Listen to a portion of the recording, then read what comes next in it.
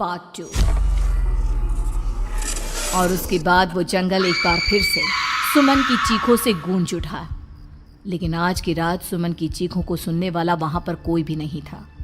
अगर वहां पर कोई मौजूद था तो बस हरिया, जो कि अब एक भेड़िए में बदल चुका था। सुमन के बालों को पकड़कर घसीटते हुए वो जंगल के बीचों बीच एक जगह पर ले जा रहा था। अगली सुबह गांव में। अरे भाई, पता नहीं क्या बात है, अपने गांव का हरिया किसान और उसकी पत्नी सुमन दोनों गायब हैं। दोनों का कोई अता पता नहीं। अरे कैसी बातें कर रहे हो भाई, ये कब हुआ है? अरे पूरे गांव में खबर फैली पड़ी है। कल रात को दोनों खेत की तरफ जा रहे थे, लेकिन लौटकर आए ही नहीं। तो हो सकता है अपने खेत पर होंगे। पूरा गांव ढूंढ कर आया है भाई। जानते हो क्या मिला वहां पर? क्या हुआ भाई? क्या मिला? बताओ हमें क्या मिला? अरे हरिया की पत्नी सुमन के कपड़े पड़े हुए थे। शरीर का एक एक कपड़ा फटा हुआ झोपड़ी के बाहर पड़ा था, लेकिन दोनों पति पत्नी का कोई पता ठिकाना नहीं था। अरे भाई, लेकिन उसका जो दोस्त है ना रामू किसान, उससे पता करके आते हैं ना। अब तक तो दोनों साथ ही खेत पर जाया करते थे। हाँ, हमें उसके घर जाना चाहिए भाई। चलो वहाँ चलते हैं, चलो। वो सारे लोग रामू के घर पर पहुंचते हैं। रामू अपने घर के बाहर बैठकर हुक्का पी रहा था। आज सारे के सारे लोग टोली बनाकर मेरे घर क्यों आ रहे हैं? क्या कोई मर गया क्या भाई? अरे कैसी बातें कर रहे हो? तुम्हारा सबसे अच्छा दोस्त हरिया और उसकी पत्नी गायब है और तुम यहाँ बैठकर हुक्का पिए जा रहे हो हैं? रामू ने अजीब सी नजरों से उन सब गांव वालों की तरफ देखा, जिसकी वजह से वो लोग एक बार के लिए डर गए। गायब है? अरे गायब नहीं है, मुक्ति मिल गई है। उन दोनों को मुक्ति मिली है। इस दुनिया में आकर हर इंसान पाप करता है और उसे उसके पापों के लिए मुक्ति मिलना बहुत जरूरी है। अरे ये कैसी बहकी बहकी बातें कर रहे हो भाई हैं? और इसका चेहरा अजीब सा क्यों लग रहा है? लगता है दोस्त के मरने का गम बैठ गया है। पागल हो गया है शायद ये पागल। ये बात सुनते ही रामू चीख कर जोर से चिल्लाते हुए कहता है, पागल मैं नहीं हूँ, पागल तुम सब हो। और ये शैतानी जंगल अब तुम में से किसी को नहीं छोड़ने वाला, सबको खा जाएगा। याद रखना मेरी बात। शैतानी जंगल? कैसा शैतानी जंगल? लगता है रामू पागल हो चुका है। हमें यहाँ से चलना चाहिए भाई। चलो। तभी रामू की पत्नी बाहर आती है। नहीं, आप लोग इनकी बात का बुरा मत मानिए। 2 दिन पहले हरिया के साथ खेत पर गए थे। जब से वहाँ से आए हैं तब से ऐसी ही बातें कर रहे हैं। भगवान जाने ऐसा क्या देख लिया उन्होंने, खेत में कुछ भी बड़बड़ाते रहते हैं। लेकिन गांव के लोगों ने कमला की कोई बात नहीं सुनी और वो सब वहां से चले गए। रात अब धीरे धीरे ढलने लगी थी। तभी अचानक किसी ने धीमी सी आवाज में रामू को पुकारा। रामू, आ जाओ, मैं तुम्हारा इंतजार कर रहा हूँ। और सुनो, अपनी पत्नी को साथ लेकर आना, नहीं तो काम अधूरा रह जाएगा। ये आवाज सुनते ही रामू के चेहरे पर शैतानी मुस्कुराहट आ जाती है। वो धीमे कदमों से अपने घर के अंदर आता है। क्या हुआ? तबीयत ठीक है ना अब आपकी? मैं तुझे अपने साथ खेत पर ले जाने आया हूँ, चल। मैं तुम्हारे साथ कहीं नहीं जाने वाली। मुन्ना गहरी नींद में सो रहा है और उसे अकेला छोड़कर मैं तुम्हारे साथ खेत पर नहीं आ सकती। वैसे भी तुम्हारे उन खेतों में भगवान जाने कौन सा राक्षस घूम रहा है, मुझे तो डर लगता है। रामू गुस्से में दांत पीसता अपनी झोपड़ी से बाहर आ जाता है और कमला गहरी नींद में अपने बच्चे के साथ सो जाती है। तभी अचानक रात को रामू की झोपड़ी के ऊपर एक साया वही गाना गुनगुनाते हुए घूमने लगता है जो हरिया के मोबाइल में बजा करता था। मैं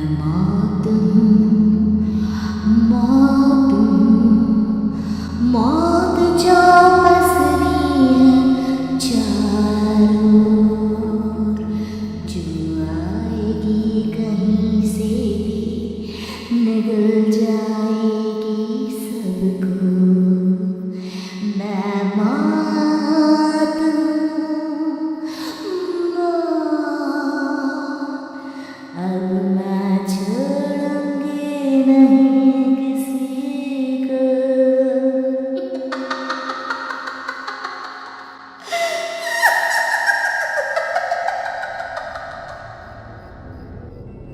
ये आवाज सुनकर रामू की पत्नी कमला की आंख खुलती है और वो देखती है कि उसका मुन्ना अपनी जगह से गायब था। कमला चीखते हुए बाहर दौड़ कर आती है। वहां पर उसने देखा कि रामू ने अपने बच्चे को झोपड़ी के बाहर एक पेड़ से उल्टा लटकाया हुआ था और उसका बच्चा चीख चीख कर रो रहा था। वहीं दूसरी तरफ एक साया बच्चे के ठीक नीचे आग जलाकर उसके चारों तरफ हैवानों की तरफ नाच रहा था।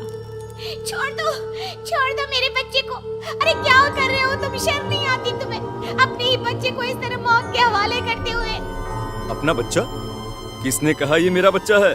अरे ये तो उस रामू की औलाद है, इस गांव के किसान रामू की, और मेरी दुश्मनी इस गांव के हर इंसान के साथ है। क्या कैसी बात कर रहे हो तुम? और ये औरत कौन है? ये मेरे बच्चे को खा जाएगी। तभी अचानक से उस साया ने एक बेहद खतरनाक दिखने वाली औरत का रूप ले लिया और उसकी आंखों से आग निकल रही थी। सही पहचाना तूने, मैं तेरे बच्चे को खा जाऊंगी।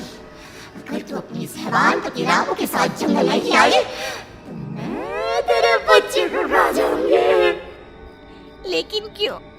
आखिर क्या चाहते हो तुम मुझसे? मुझे जंगल क्यों ले जाना चाहती हो? औरत बुरी तरह से ठहाके मार मार कर जोर जोर से हंसने लगी और साथ में रामू भी। ये तो तुझे वहां चलने के बाद ही पता चलेगा ना। अगर तू नहीं आई तो थोड़ी देर में तेरा ये बच्चा आग में जलकर मर जाएगा। चल जल्दी। नहीं नहीं, मेरे बच्चे को छोड़ दो। तुम जहाँ कहोगे मैं तुम्हारे साथ चलने के लिए तैयार हूँ। और उसके बाद उस बच्चे को झोपड़ी में लिटाकर आगे आगे वो साया चल रहा था और उसके पीछे पीछे रामू अपनी पत्नी के बाल पकड़कर उसे घसीटते हुए जंगल की तरफ ले गया। जंगल में जाने के बाद, कितनी खूबसूरत हो तुम। आज की रात बस तुम और मैं एक दूसरे के साथ रहेंगे। मुझे तुमसे बहुत डर लग रहा है। तुम्हें क्या हो गया है? तुम तो बिल्कुल ठीक थे। वो होगा जो हमारे बीच होना चाहिए। तो आओ आओ, अपने आप को मेरे हवाले कर दो। कमला ने डर की वजह से अपनी दोनों आंखें कसकर बंद कर ली थी। रामू ने बुरी तरह से चीख कर कमला से कहा, आंखें खोलो अपनी और मेरी तरफ देखो। कमला ने जैसे ही अपनी आंखें खोली उसने देखा कि रामू एक खतरनाक खूनी हैवान में बदल चुका था। कौन हो तुम? जाने दो मुझे। क्या चाहते हो मुझसे? वही जो एक आदमी एक औरत से चाहता है। मैं तुम्हारा पति रामू नहीं, बल्कि इस जंगल का एक भेड़िया हूँ, और आज की रात तुम्हारे खून से अपनी प्यास बुझा जाऊं। और उसके बाद वो जंगल कमला की दर्दनाक चीखों से गूंज उठा। अगली सुबह कमला के कपड़े भी जंगल में उसी तरह पाए गए जैसे कि सुमन के पाए गए थे। इस घटना के बाद पूरे गांव में दहशत का माहौल था। अपने माँ बाप की मौत और गांव में हो रहे इस तरह की घटनाओं की खबर सुनकर किशन शहर से गांव लौट आया था। अपने माँ बाप की बेदर्द मौत की वजह से वो बहुत परेशान था। तभी अचानक उसे अपने घर में खाट के नीचे पड़ा हुआ वो मोबाइल फोन मिला जो उसने अपने पापा हरिया को गिफ्ट किया था। अरे कितने प्यार से पापा के लिए मोबाइल फोन लेकर आया था। इसे एक दिन भी काम में नहीं ले पाए। और आखिर कौन है जो गांव में इस तरह की हत्याएं कर रहा है? क्या है इन सब के पीछे? क्या है? मुझे पता करना ही होगा, वरना एक दिन पूरा का पूरा गांव खाली हो जाएगा। इस गांव में एक भी जिंदा इंसान नहीं बचेगा। गांव के लोगों की मदद करने के इरादे से किशन अपने गांव से दूर एक दूसरे गांव में बहुत बड़े तांत्रिक के पास मिलने के लिए गया। तांत्रिक बाबा, अब आप ही कुछ उपाय बता सकते हैं। भगवान जाने हमारे गांव को किसकी नजर लग गई है। नजर नहीं लगी है, किसी ने तुम्हारे गांव को बद्दुआ दी है। किसी सताई हुई आत्मा का प्रकोप है और अब वो पूरे गांव में किसी को नहीं छोड़ेगी जब तक उसकी आत्मा को शांति नहीं मिल जाती। अरे लेकिन ऐसा कौन है बाबा? किसकी आत्मा है और कैसे मिलेगी उसे शांति?